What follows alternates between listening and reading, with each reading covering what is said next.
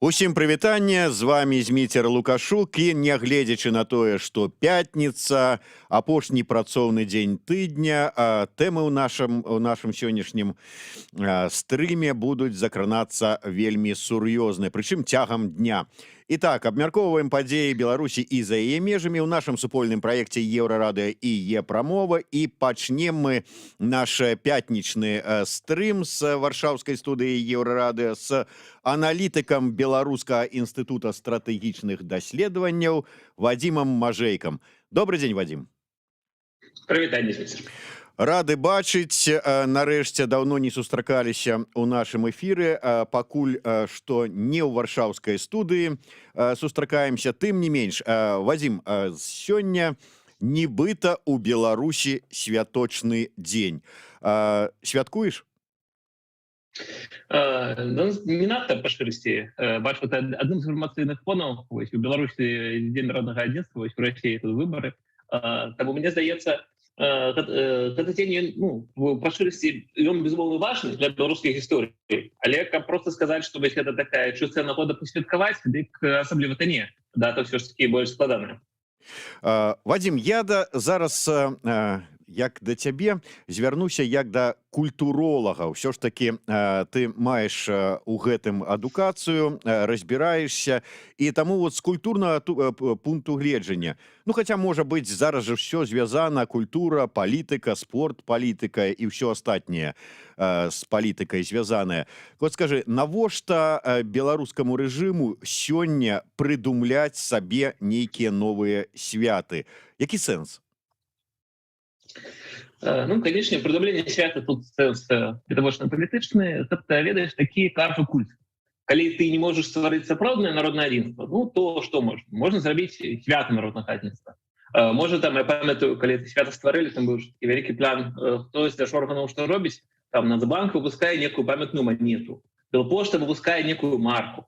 Можна вось так імітаваць дзейнасць, калі быццам бы ўсе чыноўнікі нешта робяць для народнага адзінства. Вядома, што насамрэч колькі марак манет не выпусці, а ніяк на адзінства гэта не паўплывае. І факт, канечне, у тым, што пасля 2020 года, пасля жніўня, пасля таго гвалту, тых пратэстаў, якія перажыў беларускі народ, на жаль, адзінства яно атрымалася, так бы мовіць, вельмі моўна. З аднаго боку, большасць беларускага народа сапраўды адчула адзінства як ніколі раней. І той досвед, які ўсе мы атрымалі падчас пратэсту ў 2020 годзе, гэта тое, што не забываецца. Усе гэтыя народныя мемы про то, что я узнал, что у меня есть огромная семья, мы не знали друг друга до этого лета. Усе гэтыя мемы, якія наклаліся на пачатак 2020 года, яны, канешне, пра адзінства, і гэта досыць цудоўна. Але, канешне, нічога супольнага з Лукашэнкам гэта адзінства не мае. І, што праўда, да гэтага адзінства, канешне, дадаецца такая, як кажуць, ложка дзёгця, тое, што гэтае адзінства большасці супярэчыць акурат такі расколу з меншасцю, якая складаецца пэўна частка з чыноўнікаў, сілавікоў, тых, каго наратыўна называюць габайскамі. То бок, калі казаць шырока, людзей, якія апраўдваюць гвалт, якія гатовы жыць з нейкай такой рабскай псіхалогіі падначалення, псіхалогіі страху, і не гатовыя з гэтым нічога рабіць. І між гэтымі групамі ў Беларусі акурат нейкі раскол і ўзмацніўся. Калі большасць з'ядналася, то гэтая большасць з меншасцю ўсё ж такі раз'ядналася. І гэта таксама факт. І гэта праблема. І з гэтым так ці іначай беларускаму народу прыйдзецца мець справу ў наступныя гады, нават без адносна таго, што будзе з рэжымам. Але, прынамсі, гэтае адчуванне раскольнае оно ёсць. І, канешне, з боку Лукашэнкі, з боку ўладаў, паколькі яны гэтую сваю меншасць, ту меншасць успрымаць не хочуць, паколькі яны гіперболізуюць сваю ролю ў грамадстве, то, адпаведна, для іх гэтае адчуванне расколу яшчэ большае. І адсюль разуменне, што трэба з гэтым нешта рабіць, але, як я і казаў, паколькі гатоўнасці рабіць рэальныя справы грамадскага прымірэння, нейкі налажваць грамадскі дыялог, выбачацца за злачынствы, расследаваць, караць вінаватых. Існуе, насамрэч, у сусветнай практыцы шмат такіх рэчаў, і дзяржаўныя арганізацыі гэтым займаюцца пошукам такога дыялога.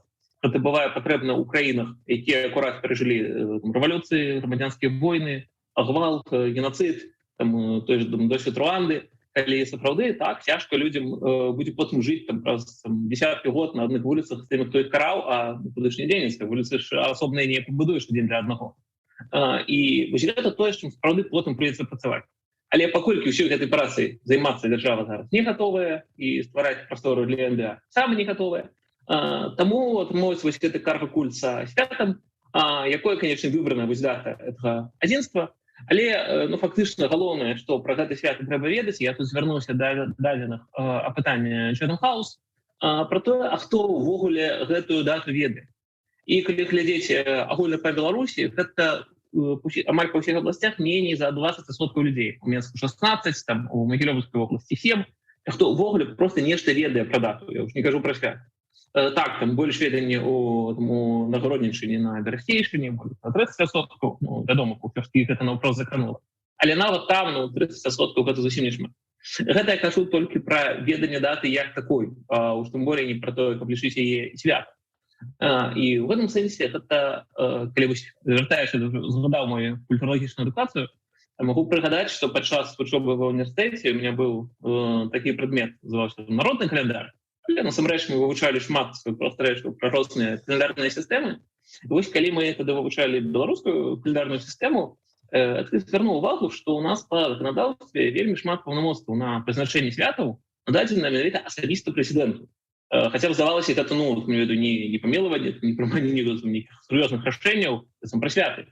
І здаецца, што вось гэтае прызначэнне зверху календара людзям, прынамсі спроба такая, гэта ж вось такая там нейкіх сярэднявечных часоў адчуванне вось нейкай улады сацыяльнай монарха, што як права караць смерцю і мілаваць, а также права вызначаць календар людзей. І, канечне, гэта штучная рэч, бо людзям цяжкавата вось так зверху навязаць свята. І тым больш, каб яго умоўна святкавалі дома, там наліце яго чварку і нешта такое. Таму гэта свята здаецца штучным канструктам. І апошняе, што пра гэта хацеў бы сказаць, гэта тая новая праблема, якую стварае зараз гэтае прызначэнне свята афіцыйнага. Дата 17 верасня ў беларускай гісторыі і так вельмі складаная. І так вакол яе шмат супярэчнасцяў і шмат глебы для разважанняў. І зараз ёсць вялікая рызыка, пра яе сказаў калега Рыгор Астапеня, пра тое, што цяпер гэтая дата яшчэ будзе і асацыявацца з рэжымам Лукашэнкі. І вось для такой складанай даты, як 17 верасня, вось толькі гэтага не хапала. Таму гэта тое, што нам прыйдзецца потым мець справу, потым разбірацца, але, на жаль, ставячы гэтую дату ў гісторыю, мяшае гісторыю за сучаснасцю рэжыму Лукашэнкі. Вось так. Вадзім, я яшчэ звярнуся да цябе як да культуролага, далей пойдзем шырэй. Ты ўзгадаў карга-культ, што вось зараз гэтае свята менавіта ў гэтую схему ўпісваецца. Скажы, а калі карга-культ ідзе далей, пашыраецца і развіваецца, то чаго варта чакаць? Вось мы маем штучна прыдуманае свята, мы маем зараз у мастацкай галерэі рэзідэнцыі Лукашенка, так званага палаца там незалежнасці, ужо карціну яго з Колем знешнепадобным чамусьці на Шарыкава, там дзе яны там з аўтаматамі бегаюць. Далей што? Будуць помнікі Лукашэнку на плошчах устанаўліваць? Ці як развіццё ідзе звычайна карга-культа? Асноўная рыса карга-культа ж не толькі ў тым, як там шырока ці не шырока ўстваляюць там лідара, а ў тым, што карга-культ ён падмяняе сабой рэальныя дзеянні. Я просто нагадаю коротка гісторыю з'явы карга-культа, калі спачатку на нейкія трапічныя выступы падчас вайны амерыканскія самалёты скідывалі гуманітарную дапамогу, і жыхары да гэтага прызвычаіліся, а калі вайна скончылася і самалёты зніклі, то яны пачалі будаваць гэтыя самалёты за саломы і чакаць, што такім чынам яны неяк зацягнуць сабе і ім перападзе гэтай зноў гуманітарнай дапамогі. Але ж якая асноўная праблема з такога культа? У тым, што колькі саламяных самалётаў ты не будуй, а гуманітарная дапамога з неба не ўпадзе. Таму калі рэальная палітыка замяняецца карга-культам, пэўна асноўная праблема ў тым, што той, хто гэтым займаецца, ён стварае фікцыю. Ён стварае для сабе некую ілюзію, што, маўляў, мы ж нешта робім, мы ж нешта зрабілі, а рэальна ж эфекта няма.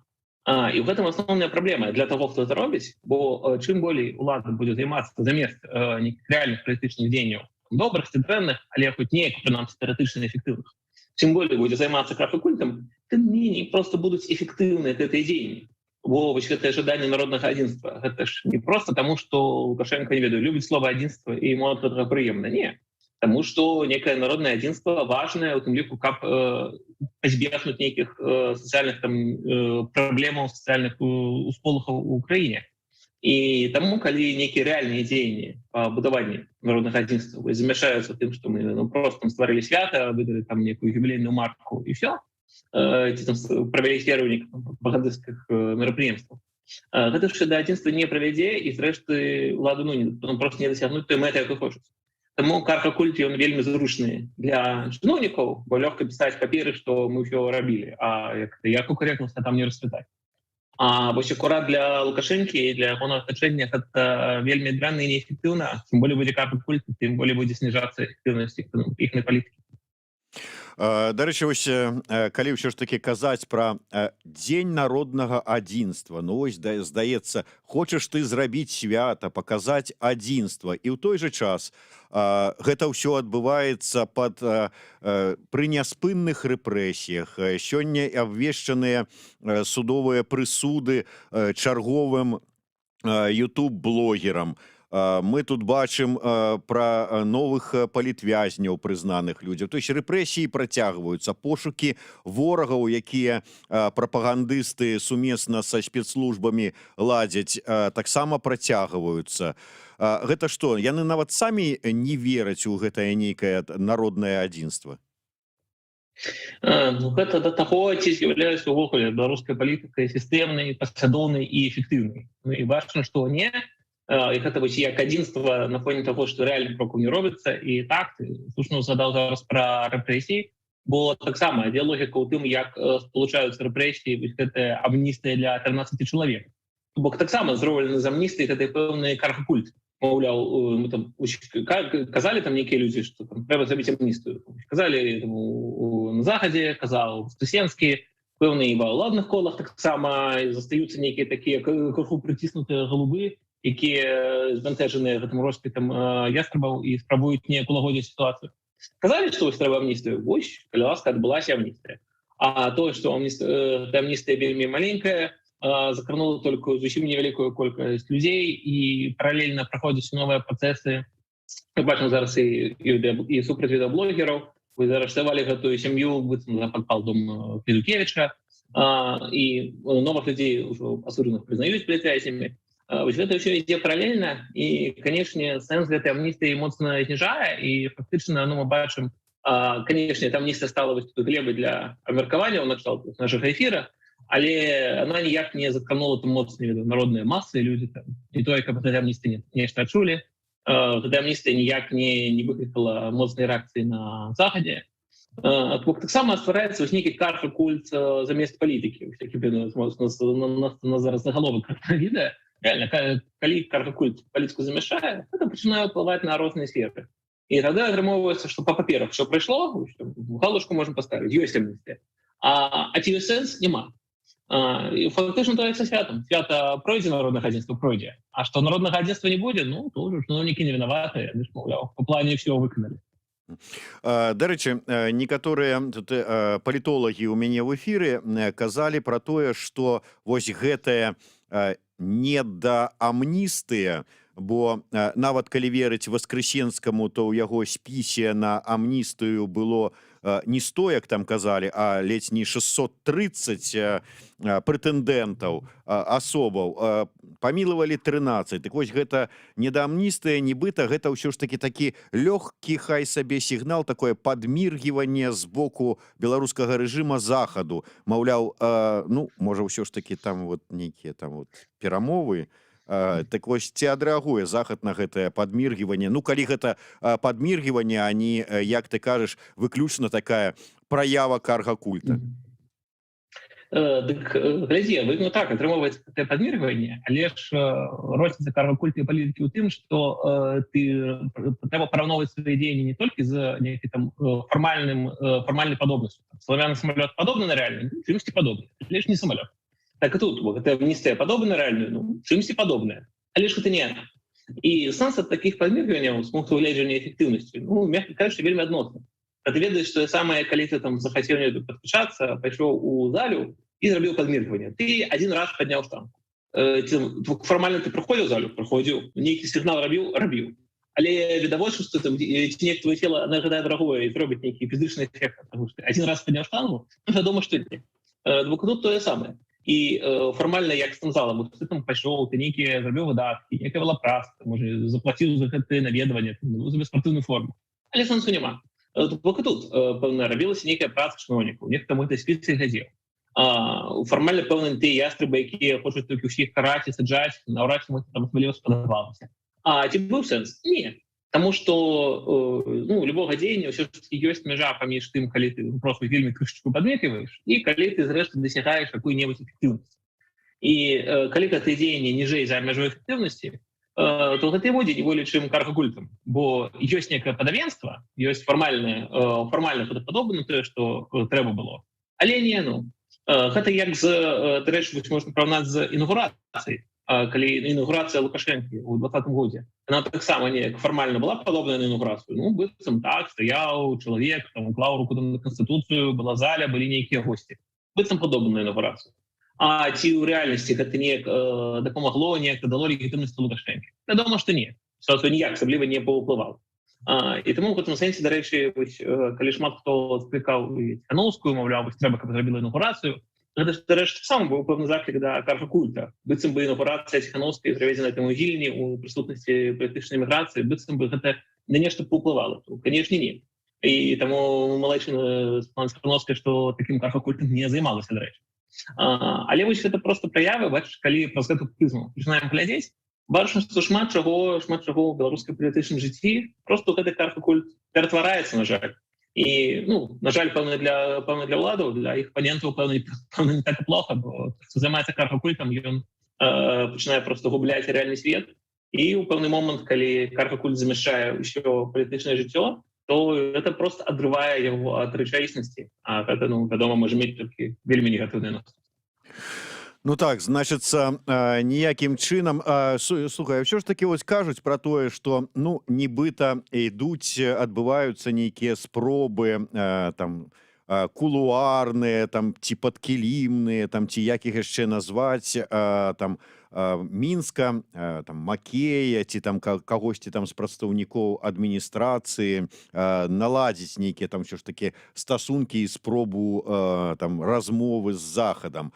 Зараз такая сітуацыя, што Захад нават цішком не будзе перамаўляцца з прадстаўнікамі рэжыма. Так, спробы, вядома, адбываюцца, і я проста тут бы зазначыў, што вось калі мы глядзім там на Воскресенскага ці нейкіх перасоваў, вядома, не трэба іхную публічную актыўнасць заўсёды ўпісваць у нейкія глобальныя планы ўладаў. Маўляў, вось улада праз іх толькі вось нешта спрабуе неяк паўплываць на Захад. Часцяком такія людзі, яны існуюць, мякка кажучы, у вельмі цяжкіх абставінах, і яны праяўляюць проста ініцыятыву, спрабуючы быць карыснымі ўсім бакам. І да ладно, што Воскресенскі, мы ведаем шмат асобаў, якіх там па-рознаму называюць, там правладныя эксперты, правладныя дзеячы, як заўгодна, але людзі, якія, па шчырасці, мелі нармальныя бенефіцыі ад стану 2014-2020 года да вясны, да палітычнай кампаніі, і якія б вельмі хацелі вярнуцца ў той стан, і для гэтага не абавязкова быць там агентамі Макея ці агентамі КДБ. Просто так у тыя часы жылося лепей, і таксама жылося лепей Беларусі, гэта дыскусійнае пытанне, але гэта людзі хацелі б вярнуцца ў той стан. І яны бачаць, што калі б сітуацыя замірылася, калі б там рэпрэсій было меней, палітвязняў выпусцілі, а дыялог там пачаўся, можа было б і не было. І, вядома, гэты людзі будуць да гэтага імкнуцца, будуць рабіць пэўныя крокі. А вось нехта там знутры сістэмы можа спрыяць хоць вось такой маленькай, але ўсё ж такі амніст. Там нехта з грамадзянскага сектара можа спрыяць нейкім нефармальным контактам і казаць, што слухайце, лепей не трэба вось санкцыі, не трэба там дражніць кантрамедзеі. Яны робяць так, як яны сабе уяўляюць. І збольшага, мне здаецца, это хутчэй прыватныя ініцыятывы. Але праблема ж проста ў тым, што зараз бывае гістарычны час, калі не заўсёды ты прыватнай ініцыятывай можаш ўсё зварухнуць. Немагчыма зараз прыватна спрабуюць казаць, што там не трэба санкцыі, трэба дыялог і трэба звяртаць увагу на гэтую маленькую амністыю. Гэтым немагчыма адмяніць той факт тых беспрэцэдэнтных рэпрэсій, якія былі.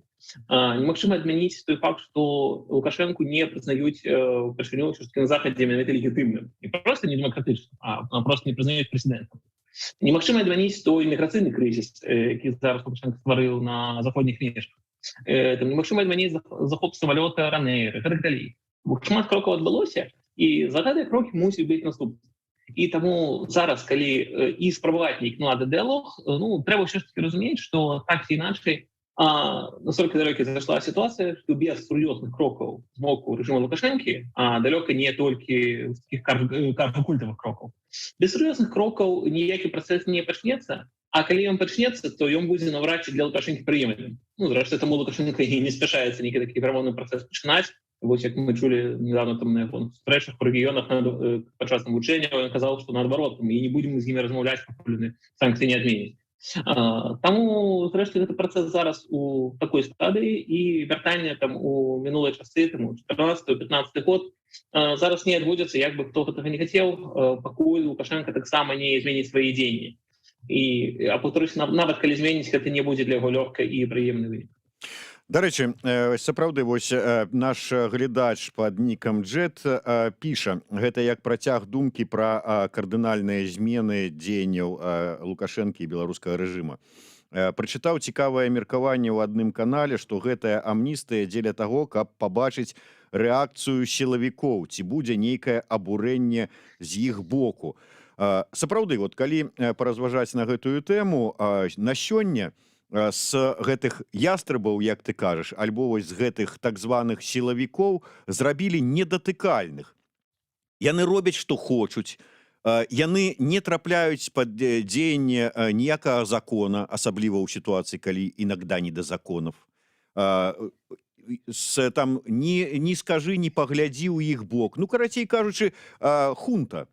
Што хочуць, то і робяць. І вот столькі аддаўшы ім улады, сказаўшы, вот вы тут робіце, што хочаце, і яны робяць, што хочуць, і зараз здаць назад, выпусціць тых, каго вот яны так горда зацягнулі за краты, яны скажуць, так як, мы ж тут стараліся, мы ж тут тут для ўсяго гэта рабілі, как можна?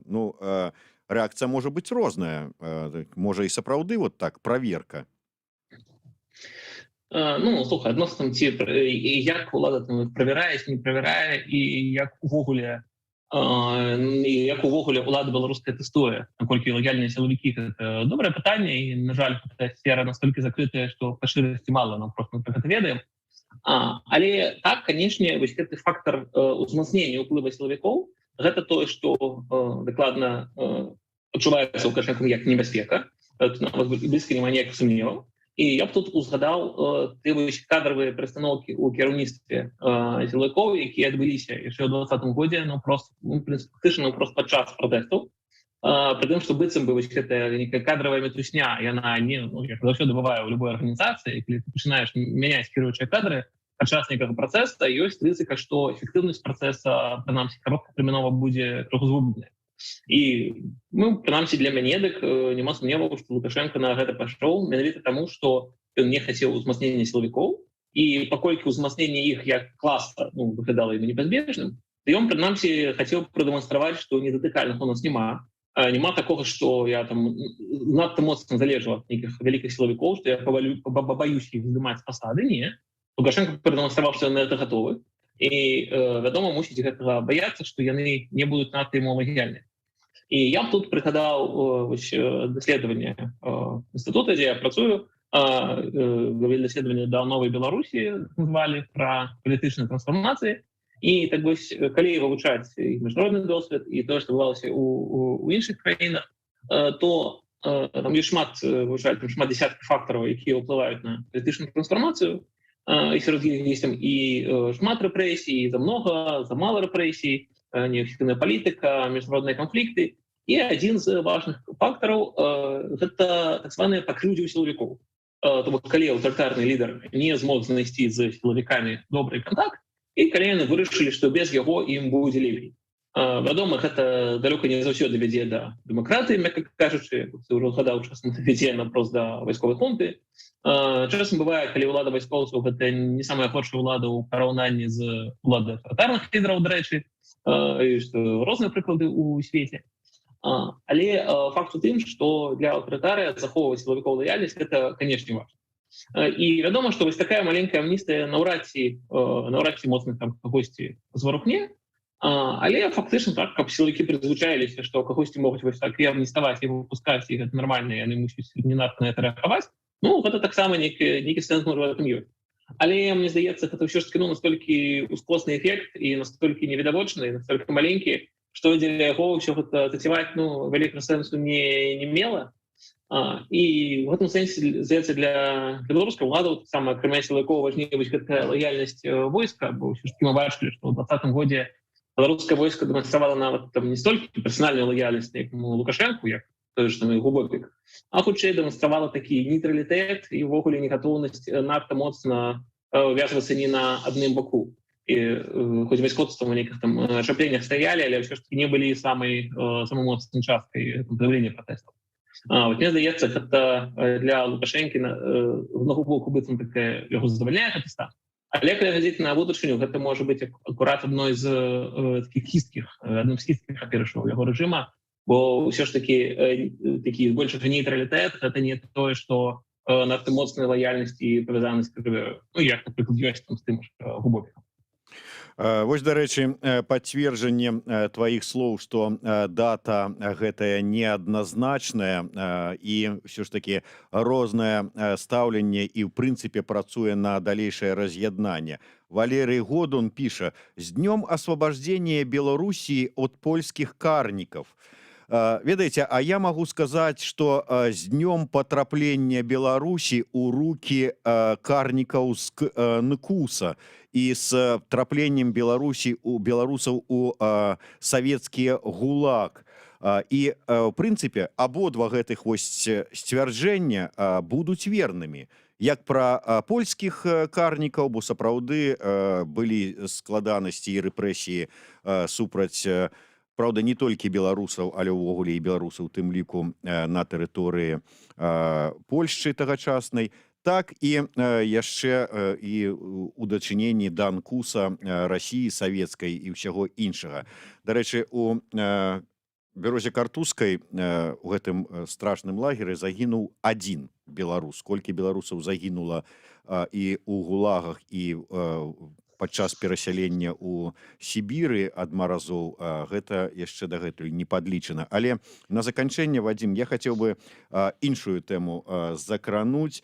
Зараз ўсё ж такі шмат размоваў ідзе пра тое, ці варта чакаць аднаўлення пратэстных настрояў. Мы тут чытаем пра тое, што тут аб'явілі прадзабастовачны стан, і вось перакананыя асобныя людзі, што вось-вось будзе ўсе беларускія страйкі, працоўныя выйдуць на вуліцы. Ці варта гэтага чакаць у сённяшніх умовах, і ці верыш ты ў магчымасці агульнабеларускага страйку? Ведаеш, калі ўжо мы сёння пачалі ўсё пра кажа-культ, то і я сюды гэта зацягнуў. Мне здаецца, вера ў тое, што ўсё, маўляў, вырашыць страйк, калі будуць на вуліцу мужыкі з заводаў, тут ўсё вырашыцца. Гэта такі пэўны кажа-культ беларускага пратэста. Бо заўсёды ёсць нейкія рэчы, якія фактычна ніколі не адбываліся, і лёгка казаць, што калі гэта адбудзецца, тут будзе перамога. І мы можам згадаць, як там фактычна дзесяцігоддзі казалі, што калі выйдзе на вуліцы Мінску 100, 200, сколько тысяч чалавек, ўсё вырашыцца. У 2020 годзе выйшло і 100, 200 і болей тысяч чалавек на вуліцы. Ці было гэта неверагодна так, ці вырашыла гэта ўсё само па сабе, пэўна не. Мне здаецца, тое самае са страйкам. Нават калі не казаць пра тое, што мне цяжка уявіць, чаму зараз страйк мусіць адбыцца, у верасні, у кастрычніку 2020 года не адбыўся, а зараз чамусь адбудзецца, чаго зараз паволіла у працаўнікоў, то невядома. Але нават калі ён адбыўся, я па шчырасці не надта уяўляю, чаго гэта прывядзе. Адбыўся страйк. Не працуюць беларускія прадпрыемствы. Большасць гэтых прадпрыемстваў эканамічна неэфектыўныя, працуюць фактычна як такая сацыяльная падтрымка. Калі яны не будуць працаваць, іх алерзіі. Гэта будзе толькі лепей для беларускай эканомікі. У шмат такіх прадпрыемстваў існуюць гэтыя бясконцыя складскія запасы. Можна згадаць гэтыя ўсе фотаздымкі з дронаў, як там стаяць на трактарным заводзе гэта тысячы трактароў на ўсіх такіх магчымых тэрыторыях. Калі гэты завод не будзе працаваць, там на шмат дзесяцух прадукцыі ёсць, і так не прадаецца. І таму па шырсці мне цяжка уявіць, які будзе такі супрамагутны эфект ад страйка акурат.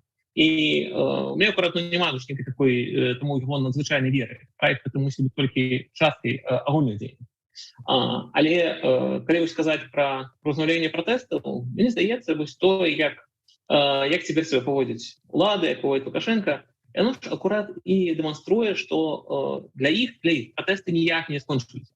Хоць Лукашенко колькі разоў спрабаваў прадэманстраваць сваю перамогу, калі ён збіраў гэты сход на гадавіну выбраў, маўляў, вось такі пераможны, бо он кажа, з'езд пераможцаў. Але фактычна ж усе паводзіны і той маленькі памер амністыі і працяг гэтай бясконцай рэпрэсіі. Яны дэманструюць, наколькі ўлада баіцца і наколькі не разумее, што будзе, калі спыніць рэпрэсіі і калі пачаць закручваць гайкі. Улада баіцца, што як толькі будзе некае вольнае паветра, то працэс зноў выбухне. І зараз, канешне, такога працэсу няма па шмат такіх фактарах, але адзін з іх, мне здаецца, вельмі просты. Кожны чалавек, які перад тым, як выходзіць на вуліцу, ён разважае. І бачыць свет два фактары. Па-першае, наколькі верагодна, што асабіста сёння буду пакараны. І другое, наколькі гэта можа змяніць сітуацыю глобальна, наколькі гэта будзе эфектыўна. І, напрыклад, 10-11 жніўня і тое было вельмі высока. Верагоднасць быць пакараным, застрэленым была высокая, але разам з тым высокая была верагоднасць усё змяніць. Потым, калі былі статыстычныя маршы і фактычна амаль без арыштаў, верагоднасць, што асабіста табе арыштуюць, вельмі нізкая, бо колькасць затрыманых і колькасць удзельнікаў непараўнальная. А зноў-такі верагоднасць змяніць адчувалася як высокая. Зараз сітуацыя адваротная. Верагоднасць, што асабіста табе пакараюць, калі ты выйдзеш з цягам пад свой дом, яна вельмі высокая. Верагоднасць, што гэта проста зменіць усю сітуацыю ў Беларусі, пашыры вельмі нізка. І трэба, каб гэта з адной стороны змянілася, каб змянілася адчуванне народу, што зараз альбо верагоднасць рэпрэсій ніжэй, альбо шанец нешта змяніць болей. І гэта можа змяняцца, напрыклад, пад змены міжнародных абставін, змены эканамічных абставінаў. Калі людзі будуць адчуваць, што зараз важны момант і можна нават рызыкнуць чымся для сабе, бо ёсць шанец змяніць. Альбо наадварот, калі людзі будуць бачыць некую легальную альбо проста неяк бяспечную магчымасць гэты пратэст выказваць, і тады для іх іншы фактор будзе спрацоўваць. Але як бы то ні было, рана ці позна гэтыя фактары зменяцца. І галоўная ж небяспека для рэжыма не ў тым, што людзі выйдуць заўтра ці не выйдуць. А галоўная праблема ў тым, што фактычна за апошні год не зроблена анічога, каб перамяніць псіхалагічную сітуацыю, каб заангажаваць людзей, каб паболела колькасць прыхільнікаў Лукашенка. Як гэта не зроблена, Вадим, як не зроблена? Паглядзіш вось відэа, якія там закачваюць, здымаюць тыя оскараўскія кінааператары з губазіка ці там азаронкі з гладкімі, калі чалавека прымушаюць каяцца на камеру, таптаць бел-чырвона-белы сцяг, робяць же ж для чаго гэта? Так, і гэта галоўная праблема, што страх і любоў гэта вельмі розныя рэчы. І калі б дыктатары па ўсім свеце маглі правіць, проста кіруючыся толькі страхам, толькі эмоцыямі, толькі рэпрэсіямі, то яны так і кіравалі. Фактычна усе ж дыктатары спрабуюць неяк залагодзіць народ і працягнуць на свой бок. Не таму, што яны вось так проста любяць народ і хочуць з ім добра пакамунікаваць, а таму, што так яно эфектыўней. Калі кіраваць проста рэпрэсіямі, страхам, эмоцыю, гэта рызыкоўна. Гэта працуе толькі ў кароткатэрміновай перспектыве. І зараз мы бачым, што гэта вось такое кіраванне праз проста апарат гвалту, яно зацягваецца. І чым болей гэта будзе, тым гэта будзе складаней для ўладаў. І адсюль вось, дарэчы, калі закальцаваць нашу размову, адсюль вось гэта спроба перайсці да некага свята, народнага адзінства празмаўляць. Спроба неяк людзей залагодзіць і знайсці некую новую глебу для міра і спакою ў краіне. Але па шчырасці я сумняваюся, што ва ўладаў тут нешта атрымаецца, і выглядае, што Лукашенко колькі він яшчэ не сядзеў, але у яго будзе заўсёды адчуванне, што ён сядзіць на парахавой бочке, якая можа пад ім рвануць. І гэта заўсёды будзе ўплываць на яго рашэнне, бо гэта разуменне, гэты страх у яго цяпер ёсць. Ён пабачыў і працоўных на МЗКТ, ён пабачыў з верталёта людзей, І як бы ён не хваліўся, не дэманстраваў, маўляў, все нормально, все смачна, як крысы пабяжалі. Але як бы не было, ён гэта пабачыў, і гэты страх усё роўна застаўся. І як у нас засталася памяць пра гэтую моц і еднасць, так ва ўладаў застаўся гэты страх. І гэты страх усё роўна будзе іх суправаджаць да іх канца. Да, якія б святы не прыдумлялі, як бы шырока не святкавалі прыдуманыя дні народнага адзінства, асабліва калі ў дні народнага адзінства працягваюць рэпрэсаваць другую частку беларускага народа. Дзякуй вялікім. Вадзім Мажэйка, Зміцер Лукашук у сумесным праекце Еўрарадыё і Е-прамовы. Слухайце і глядзіце нас. У нас сёння яшчэ шмат цікавых эфіраў.